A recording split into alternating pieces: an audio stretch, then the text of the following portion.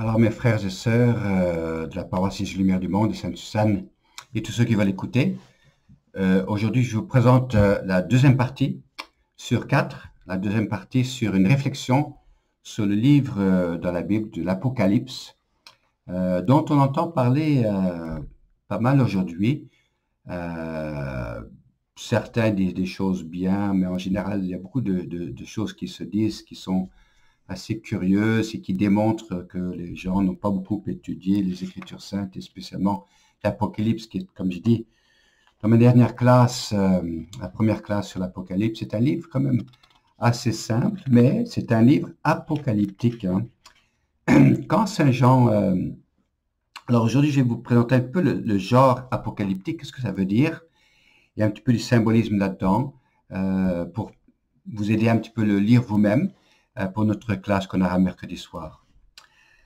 Alors, le livre de l'Apocalypse, le style apocalyptène, hein, du mot grec apocalyptène, immense pour les premiers chrétiens qui entendaient que la communauté de Saint Jean avait écrit ce livre-là, ils entendaient ce terme, ils savaient ce que ça voulait dire déjà, ils s'y attendaient, ils savaient attendre un genre de littérature. Par exemple, si moi je vous disais, bon, je vous conte une joke, hein, je vous conte une histoire rigolo, vous n'allez pas vous croiser les bras en disant, mon Dieu, qu'est-ce qui va se passer à la fin du monde, hein?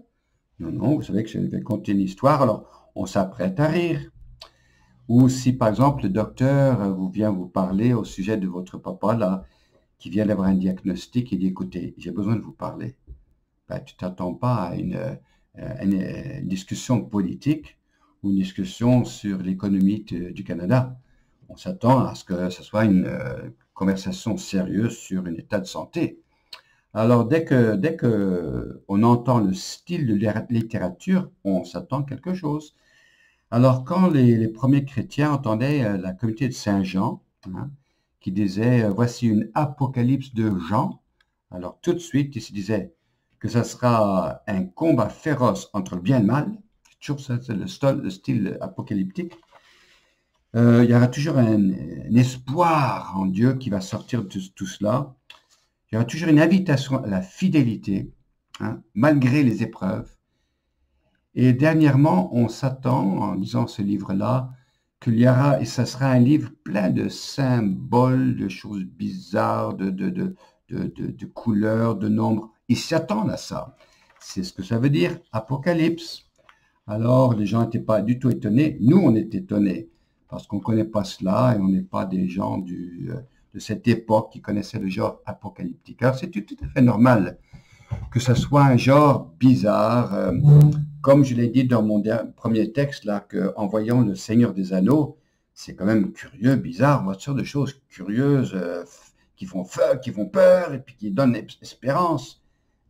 Le Seigneur des Anneaux, c'est un genre de livre ou de film apocalyptique, mais dans lequel il y a des leçons très importantes de fidélité. Une des raisons pour laquelle beaucoup de gens voient dans ce texte de l'Apocalypse une sorte de prophétie sur des situations aujourd'hui. Tiens, c'est la fin du monde qui s'en vient. Tiens, c'est bien ça le signe de la bête. Bien, c'est bien ça qui, tel personnage est en train d'être le signe de la bête aujourd'hui. C'est parce qu'ils ne comprennent pas le sens de l'Apocalypse. Et ils interprètent Apocalypse comme prophétie. Or, c'est pas tout à fait la même chose, prophétie et Apocalypse. Prophétie, dans le sens biblique, ce n'est pas prédire le futur. Beaucoup de gens le pensent, ils disent un prophète, c'est quelqu'un qui prédit le futur. Un peu comme quelqu'un qui lit des cartes de tarot, je ne sais pas trop quoi là. C'est pas ça du tout. La prophétie, dans le sens biblique, c'est quelqu'un qui est capable, en regardant les événements aujourd'hui, d'interpréter et de voir l'appel de Dieu. L'appel de Dieu. Dans la prophétie, donc, c'est quelqu'un qui parle, par exemple, comme Martin Luther King, qui dit, c'est fini là la bataille de détruire, de ne pas reconnaître l'égalité entre les blancs et les noirs. Ce qui compte, c'est notre caractère et notre vie en Dieu. La couleur de la peau, c'est pas important. C'était un homme prophétique qui voyait l'action de Dieu aujourd'hui dans une situation tout à fait concrète. L'Apocalypse, c'est un peu la même chose, sauf que c'est utilisé d'une façon d'image, imagée, dans une époque de crise. Bon, par exemple, la Covid-19 est un moment de crise. Hein, les gens ont peur, les gens ont peur de se toucher, ils ont peur de se regarder. C'est un moment de crise et les personnes âgées sont en isolement beaucoup. Les enfants ont peur. J'entendais encore aujourd'hui des adolescents qui me disent ben, on en a ras-le-bol, on a peur, il n'y a rien à faire. Oui, c'est un moment de crise. Alors, c'est pas étonnant qu'il y ait des gens aujourd'hui qui utilisent l'Apocalypse pour dire ben voilà, on vous a bien dit que c'est la fin des temps. Non, c'est pas la fin des temps et c'est pas le sens de ce livre du tout. Le sens du livre, c'est de dire que des crises, il y en aura toujours. Des crises difficiles, il y en aura toujours. Des guerres, des volcans, des pandémies, il y en aura. Il faut voir l'action de Dieu qui est en train de nous inviter à une espérance.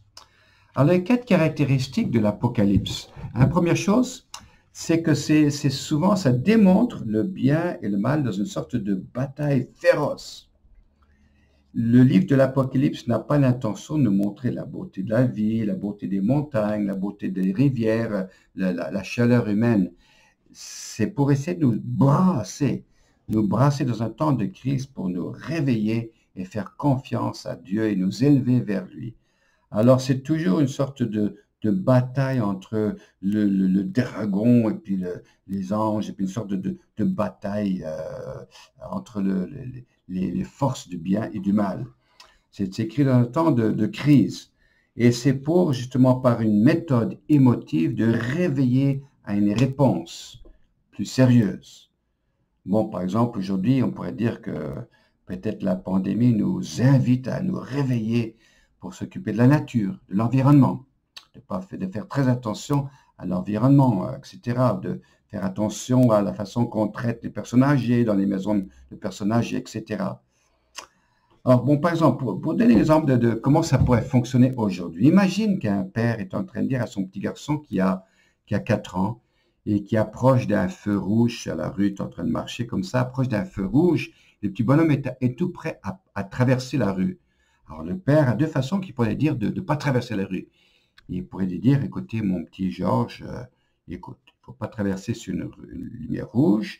D'abord, vert, on traverse avec le vert, c'est joli comme couleur. Le rouge, non, il ne faut pas le faire parce que tu risques de te faire mal et puis peut-être d'avoir un accident. Ce serait une façon de faire. Ça n'impressionnerait pas beaucoup le petit bonhomme. Par contre, si le père, quand le voyant traverser feu rouge, l'accroche et dit « Hey, arrête ça! Tu vas te faire mal! Tu vas être tué par une voiture! Fais attention! Regarde, quand tu vois le rouge, t'arrêtes! » Je vous pose une question. Lesquels des deux vont impressionner le petit bonhomme pour qu'il ne fasse plus jamais traverser une lumière rouge? Vous pouvez être sûr que ce sera la deuxième. Bon, c'est sûr qu'il ne va peut-être pas essayer d'être aussi violent que ça, mais le petit bonhomme, il va s'en souvenir dans ses émotions, jusque dans ses moelles-là. Il ne passera pas la prochaine fois à une lumière rouge. Ah, vous êtes sûr de ça. C'est un peu le style apocalyptique. C'est pour brasser un petit peu, pour qu'on se réveille.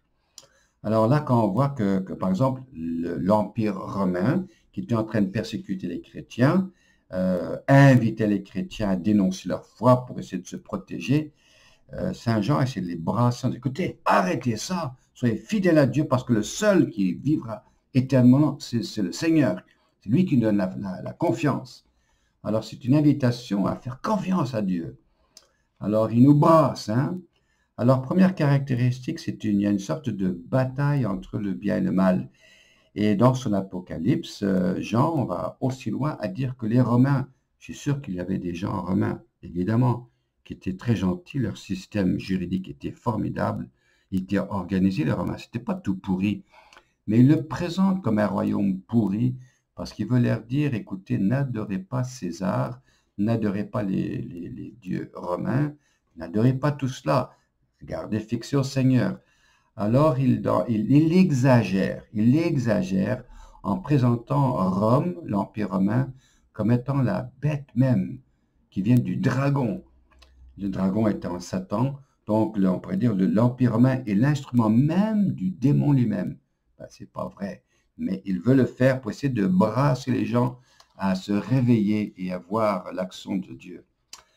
Alors, il utilise ce genre de style. Alors, première chose, c'est toujours le bien et le mal sont en bataille féroce. C'est jamais de façon nuancée que c'est dit. C'est une apocalypse, on s'y attend. Deuxième chose, c'est pour donner de l'espérance à des gens qui sont un peu découragés. Des gens qui sont découragés, qui se disent, bon, on dirait que le mal, la pandémie va nous dévorer, on va plus pouvoir avancer, qu'est-ce que ça va être la post-pandémie? Alors, c'est pour donner espérance et mettre les choses en perspective. Bon, pour traduire aujourd'hui dans notre situation présente, c'est sûr que la mort de la Covid, c'est terrible de voir les personnes mourir. C'est vrai que c'est triste, c'est pénible pour la famille, c'est pénible pour nous tous. Et par contre, notre société présente à chaque jour 3000 morts, 4000 morts, 5000 morts. Et c'est une sorte de désastre là, épouvantable. C'est vrai que c'est triste. Je ne démontre pas cela comme étant une chose agréable. C'est vrai que c'est difficile. Il y a beaucoup de personnes, surtout d'un certain âge, qui décèdent de la COVID. Mais Saint Jean nous dit, dans son Apocalypse, c'est vrai que la mort, c'est terrible. Mais bien plus terrible que la mort par la COVID, par exemple, bien plus terrible, c'est de ne pas avoir de sens à ta vie. Ça, pour Saint Jean, c'est beaucoup plus sérieux qu'une mort par une Covid. Parce que de toute façon, on va tous passer à la mort. On le sait, c'est inévitable.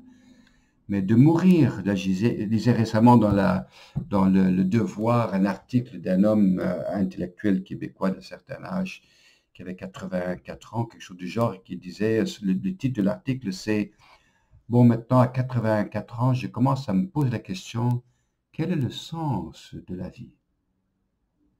Ben, c'est tragique, là. Saint Jean a été dévasté par une affaire. Si à 84 ans, on n'a pas compris un certain sens à la vie, ben, on a raté le bateau, là. La vie a un sens.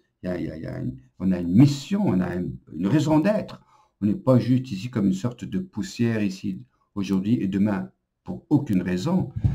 Alors, Jean donne une espérance. Oui, la mort est terrible, mais bien plus terrible, c'est de ne pas avoir de sens à la vie. Alors, la victoire pour Saint Jean dans l'Apocalypse, c'est cette victoire, d'avoir cette confiance en Dieu qui est avec nous. Troisième point, alors la victoire, la bataille entre le bien et le mal. Deuxièmement, d'avoir une sorte d'espérance à le sens même de notre vie. Troisièmement, c'est une invitation à la fidélité. Une fidélité dans la persécution, car les premiers chrétiens étaient, comme vous le savez, et chapitre 13 de l'Apocalypse est assez clair sur la violence en particulier de Néron, le César, et sa violence contre les chrétiens. D'ailleurs, le numéro 666, je vais en parler tantôt, fait presque certainement référence à César Néron, selon une sorte de numérologie hébraïque, là. Alors, une invitation à la fidélité dans la persécution. On doit résister, Résister, par exemple, dans la pandémie présente, là maintenant, résister au découragement, résister à se laisser tomber les bras en disant, mais il n'y a rien que je puisse faire. Ben oui, on peut faire des choses. On peut faire des masques, on peut travailler dans une banque alimentaire, on peut donner des coups de fil à ceux qui sont seuls. Il y a des choses à faire. Il ne faut pas perdre le courage. Alors, une certaine invitation à la fidélité. Comme vous le savez, les chrétiens, là, du temps, étaient tentés à se décourager. On dit, écoutez, les Romains sont en train de nous écraser. Qu'est-ce qu'on va bien faire? Ben, écoute, on va abandonner la foi. Non, non, non, dit-il. Restez fidèles. Bon, par exemple, aujourd'hui, on voit que la nature est en train de revivre parce que nous avons beaucoup moins d'avions dans les airs. On est beaucoup plus préoccupé par la nature parce qu'on voyage beaucoup moins. La nature commence à reprendre sa place. Et c'est une grâce étonnante. Et dirait Saint Jean de l'Apocalypse, restez fidèles à ce que vous avez découvert de bien. Résistez le mal. Bon, humoristiquement, j'entendais quelqu'un qui dit, il faut que je fasse la distanciation de mon frigidaire. Parce que la courbe commence à grandir là chez moi. Alors, la fidélité à pas résister de trop manger quand on est à la maison enfermé, ben, on essaie de compenser d'une certaine façon. Alors, la fidélité, résister. Alors, la bataille entre le bien et le mal, c'est un thème important de le genre littéraire apocalyptique. Deuxièmement, l'invitation à pas désespérer, avoir toujours une espérance. Troisièmement, fidélité. Et puis, le quatrième point sur le genre littéraire apocalyptique, c'est que c'est toujours plein d'images et de numéros et de couleurs qui sont bizarres, curieux. Quelqu'un qui lisait une apocalypse dans le temps de Jésus, dans le temps des premiers chrétiens, savait, s'attendait à un langage complètement bizarre. J'ai parlé un petit peu dans mon cours biblique la semaine passée. Alors, je n'ai pas passé tous les nombres. Par contre, si ça vous intéresse de connaître un petit peu les nombres bibliques, les couleurs, le sens des visages, des parties du corps, etc., et qu'est-ce que ça veut dire, on ne sait pas tout au complet, c'est sûr, parce que c'est un langage qui était imagé du temps des premiers chrétiens. Mais on connaît quand même pas mal de signes là. Alors, il suffit de regarder une bonne concordance ou une étude des signes dans un livre catholique biblique. Il y en a en masse qui peuvent se trouver, ou trouver par exemple le livre de la Tob, la Bible Tob, là, une certaine explication du genre apocalyptique. Je vous donne quelques exemples, je ne vais pas passer tout là. Par exemple, le numéro 7. Le numéro 7, bibliquement, pour les Juifs, pour les chrétiens, pour les gens anciens, le numéro 7 était, pour une raison ou une autre, un nombre de perfection. Pourquoi? Bah, on ne sait pas très bien. Il y a certainement un historique à cela, mais c'était vu comme étant un nombre de perfection. Alors, dans l'Apocalypse, il y a référence à 7 continuellement. 7 trompettes, 7 chandeliers, 7 cornes, c'est-à-dire la plénitude de. Les cornes, c'est un symbole de puissance. Donc, ça, 7 cornes, c'est-à-dire qu'il y a une toute puissance. Ça peut aller du côté positif et aussi du côté négatif. Par exemple, l'agneau à 7 cornes, ça veut dire qu'il a la toute-puissance, l'agneau de Dieu. Ou des fois, la bête peut avoir 7 cornes aussi, mais ça veut dire une certaine puissance, mais de mal. Alors, le numéro 7, c'est un nombre très important. 12, c'est la plénitude. Il y a 12 apôtres qui viennent des 12 tribus d'Israël. Alors, ça aussi, le 12, 10, c'est du nombre de plénitude. Par contre, les fractions, 3,5, 42 mois, ce qui est 3 années et demie, tout ça, ce sont des choses qui sont l'imperfection. Et le numéro 6 en particulier est 1 moins que 7. Donc, c'est l'imperfection, c'est pas 7, c'est l'imperfection, ce numéro-là. Alors, d'ailleurs, quand on dit 3 fois, ça veut dire là, c'est vraiment mauvais, là. C'est vraiment mauvais, cette affaire-là. Alors, quand dans le chapitre 13, quand on parle que la bête elle-même a un numéro dessus qui est 666, c'est vraiment une référence, c'est-à-dire que ça reflète le mal méchant. Et César Néron était vu comme vraiment une sorte de bête qui détruisait, qui brûlait, les Juifs, les chrétiens, tous ceux qui refusaient de l'adorer comme Dieu. Alors, et des fois, les numéros aussi hébraïques avaient une valeur numérique. Donc, César, Néron, si on prend les lettres hébreux avec leur valeur numérique, on les ajoute, ça fait 666. Bon, alors on n'est pas sûr et certain de cela. C'est sûr qu'il y a toujours un petit peu de devinette pour ce qui concerne des écrits d'il y a 2000 ans. Mais il y a quand même cette dimension là-dedans.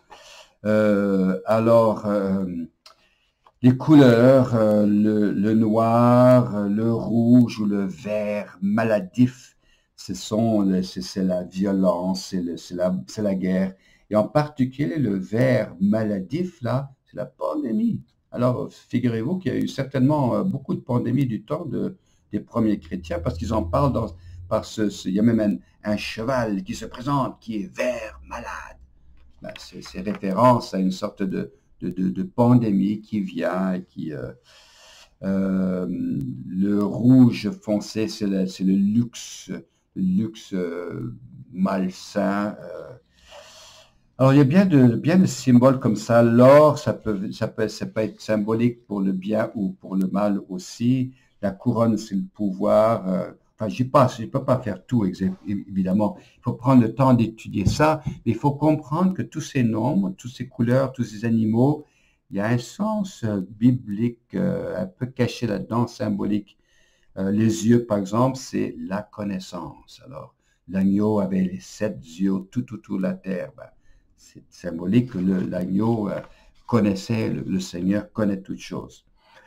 Alors, un petit peu en résumé, donc, le genre apocalyptique biblique a toujours une sorte de bataille entre le bien et le mal. C'est jamais nuancé pour dire, ben, il y a des belles montagnes, des belles rivières, l'océan est formidable. Non, c'est un écrit de moment de crise pour dire que dans le fond de toute crise, il y a une bataille entre le choix du bien et du mal, de choisir la lumière, de choisir le service, de choisir le mal. Et d'abord ça, une invitation à l'espérance, hein, de faire confiance en Dieu, lever les yeux vers le Seigneur, en- ensuite faire de garder une certaine fidélité au Seigneur, hein, euh, de rester fidèle à l'œuvre de Dieu. Et ensuite, le genre apocalypte a toujours des symboles bizarres là-dedans. Alors, quand on le lit, le but de ce genre de littérature, c'est de nous toucher beaucoup moins par une sorte de réflexion euh, discursive, hein, une sorte de réflexion continuelle, mais plutôt nous toucher par les émotions et nous faire vivre. Mon Dieu, j'ai peur. Ah, j'ai confiance. Oh, j'ai peur. Oh, j'ai confiance. Alors, c'est pour une sorte de réveiller un message au niveau des entrailles. Alors, une des choses que je vais vous proposer dans notre étude biblique, c'est que je vais vous lire. Je fais souvent ça dans les cours bibliques sur l'Apocalypse. J'invite une personne à lire le texte aux autres, pendant que les autres ferment les yeux et écoutent avec leurs émotions ce qui se vit et vivre. Ah, la peur arrive, la bête avec le 666 qui sort de la mer et qui est en train de bouffer par ses dents tous les petites bêtes là. De vivre cette peur et puis ensuite vivre et puis tout va bien car l'agneau de Dieu est là et on crie gloire et louange à toi. Alors c'est vivre un petit peu cette confiance en pleine de cette pandémie auquel on est invité à lire. Alors, une personne qui le lit, les trois autres qui ferment les yeux, et on essaie de vivre l'émotion, hein. Comme je l'ai dit dans la dernière réflexion, le livre du Seigneur des Anneaux, vous avez certainement, en regardant le film, vécu des moments de terreur, et ensuite, ah, tout semble aller bien là maintenant, hein. Alors, pour résumer, Saint Jean est en train de donner, c'est un âme d'un certain âge qui est en train de regarder à travers ces années de vie, qui se dit, moi je n'ai bien vu des choses, je n'ai vu de toutes les couleurs, je n'ai vu des murs et des pas mûrs dans ma vie. J'ai vu des pandémies, vu des violences, j'ai vu des viols, j'ai vu des méchancetés, j'ai vu des famines. Chacun, nous, quand on arrivera à l'âge de 80 ans, on en aura vu des choses. Vous aurez des choses à compter à vos enfants et vos petits-enfants surtout, et vos arrière-petits-enfants. Tiens, grand-papa, qu'est-ce que tu as vu? Ah, ben moi, je n'ai vu des choses dans ma vie, tu sais. Il ne faut pas trop s'inquiéter pour la pandémie. Moi, je n'ai déjà vu, vous savez, quand j'étais jeune en 1920, en 2020, je n'avais vu une pandémie. C'est pas vrai, grand-papa, tu as vu une pandémie? Oui, oui. Le coronavirus qui est venu quand j'étais jeune, là, oh là là, les gens avaient peur, ils étaient terrorisés. On est passé à travers. Saint Jean est en train d'écrire à partir d'une perspective de foi, de la présence de Dieu, qui regarde les événements de la vie, surtout les choses difficiles. Il est en train de dire, vous allez voir à travers votre vie des guerres, des batailles, des pandémies, des tremblements de terre. Vous en allez voir en masse. N'ayez pas peur. Fixez les yeux sur le point stable, c'est-à-dire la victoire de l'agneau de Dieu, la victoire de Dieu. Fixez les yeux sur cela et faites confiance à Dieu. Alors, j'espère que tout cela, ça peut nous aider un petit peu à lire tranquillement ce texte. Moi, je vous inviterai comme exercice cette semaine en préparation du cours biblique de lire le chapitre 13 et 14. Je vais lire très brièvement un petit peu de cela et vivre l'émotion qui se sent à l'intérieur de la chose. Hein. Alors, chapitre 13, verset 1. Alors j'y montai de la mer une bête qui avait 10 cornes et 7 têtes. Quelle est la mer? La Méditerranée. Qui est la bête? C'est l'Empire romain. Et qu'est-ce qu'il avait? 10 cornes et 7 têtes. Beaucoup de puissance. Il y avait beaucoup de Césars. Pas juste un. Il y en avait un suivi d'un autre, suivi d'un autre. D'ailleurs, dans l'Empire romain, dans le temps de l'Apocalypse, les Césars étaient tués quasiment à tous les ans ou tous les 2 ans. Néron a duré 4 ans. Domitien a été un petit peu plus long, il a duré presque 12 ans, mais les Césars étaient tués, attaqués de façon régulière. Si tu étais César, tu ne durais pas longtemps.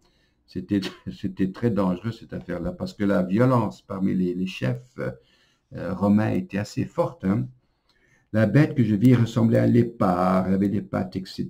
Elle avait la gueule, puis l'une de ses têtes était comme blessée à mort. Tiens, ben justement, Néron a été pas mal blessé une première fois, puis il est guéri de cela, mais peut-être ça faisait référence à lui. Et l'on adora le dragon, parce qu'il avait donné le pouvoir à la bête. Alors le dragon symbolise Satan. Il est en train de dire dans ce langage noir et blanc que la bête de l'Empire romain était pas moins que l'œuvre même du démon.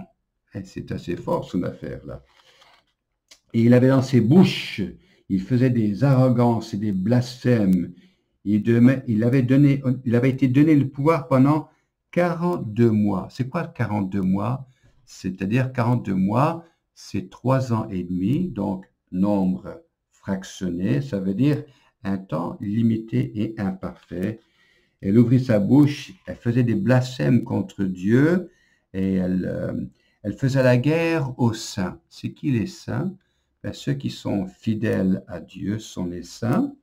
La bête, le dragon avait donné à cette bête beaucoup de pouvoir et c'est l'heure, verset 10, c'est l'heure de la persévérance et pour la foi des chrétiens. Qu'est-ce que j'avais dit dans l'Apocalypse? C'est une invitation à la fidélité.